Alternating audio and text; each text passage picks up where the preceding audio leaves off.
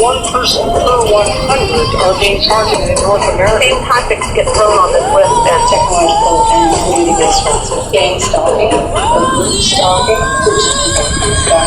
street harassment. This is exactly what is happening to me.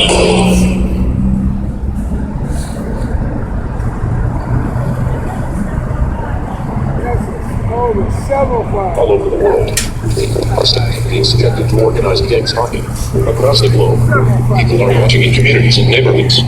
People watching, people listening, people sharing information, people filming individuals and vehicles, documenting, exposing organized harassment activities. Organized gang stalking and community harassment is a crime. There is nothing lawful about organized gang stalking and community harassment. It doesn't matter who's doing it or what their profession may be. All across America, people have decided enough is enough. The targeting or no targeting. People have decided it's time to crack the whip on organized gang stalking and community harassment. We will be watching, recording, exposing, and punishing those involved. We are armed to destroy organized gang stalking today. For more information, visit Organized Stalking Informers on YouTube at www.com/OSD.